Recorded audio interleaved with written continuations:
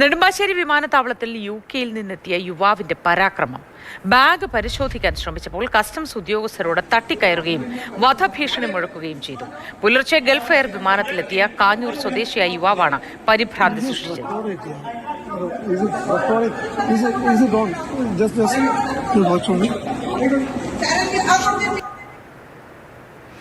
വിഷ്ണുപ്രകാശ് വിവരങ്ങളുമായി ചേർന്നു. Vishnu, good morning.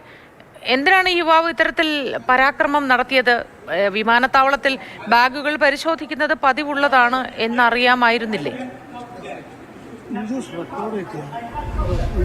Moti, good morning. ഇന്ന് രാവിലെ ഗൾഫ് എയർ വിമാനത്തിൽ യുകെയിൽ നിന്നും നെടുമ്പാശ്ശേരി വിമാനത്താവളത്തിൽ ലാൻഡ് ചെയ്ത യുവാവാണ് ഇത്തരമൊരു അഭ്യാസം അവിടെ പുറത്തെടുത്തത്. ഈ ബാഗ് പരിശോധനയുമായി ബന്ധപ്പെട്ട് കസ്റ്റംസ് ഉദ്യോഗസ്ഥർ ബാഗ് പരിശോധനയ്ക്ക് സമീപിച്ചപ്പോഴായിരുന്നു തൻ്റെ ബാഗ് പരിശോധിക്കുന്നതിൽ നിന്ന് അത് എതിർപ്പ് പ്രകടിപ്പിക്കുകയും വലിയ രീതിയിൽ ഈ കസ്റ്റംസ് ഉദ്യോഗസ്ഥർക്ക് നേരെ തട്ടിക്കയറി അവരെ വധഭീഷണി അടക്കം മുഴക്കുന്ന നിലയിലേക്ക് കാര്യങ്ങൾ എത്തിച്ചത്. പ്രാഥമികമായി പോലീസ് ഇപ്പോൾ നമുക്ക് ലഭ്യമാകുന്ന വിവരപ്രകാരം ആള് മദ്യപിച്ചിട്ടുണ്ടായിരുന്നു എന്നുള്ളതാണ് ഇപ്പോൾ പ്രാഥമികമായി ലഭിക്കുന്ന വിവരം. ഏതായാലും ഈ പോലീസ് എത്തിയാണ് പിന്നീട് ഈ യുവാവിനെ മാറ്റുന്നത്. ഈ കസ്റ്റംസ് ഉദ്യോഗസ്ഥരുടെ ആവശ്യങ്ങൾക്ക് മുൻപിൽ ഒരു തരത്തിലും ഈ യുവാവ് വഴങ്ങിയിരുന്നില്ല. അസഭ്യം പറയുന്നത് അടക്കമുള്ള കാര്യങ്ങളിലേക്ക് അവിടെ വലിയ രീതിയിലുള്ള പരിഭ്രാന്തി സൃഷ്ടിക്കുന്ന ഈ ഒരു നിലയിലേക്ക് കാര്യങ്ങൾ മാറിയിരുന്നു. തുടർന്ന് പോലീസ് എത്തുകയും പോലീസ് എത്തി ഈ ഇവരുടെ ബാഗേജ് അടക്കമുള്ള വസ്തുക്കൾ അത് മാസ്റ്റർ തയ്യാറാക്കി സീസ് ചെയ്തതിനു ശേഷമാണ് ഈ യുവാവിനെ കസ്റ്റഡിയിലെടുത്ത് കൊണ്ടുപോകുന്നത്. നിലവിൽ നെടുമ്പാശ്ശേരി പോലീസിന്റെ കസ്റ്റഡിയിലാണ് ഇപ്പോൾ ഈ യുവാവുള്ളത്. കാഞ്ഞൂർ സ്വദേശിയായിട്ടുള്ള ജെറിൻ ഡേവിഡ് എന്ന പേരുള്ള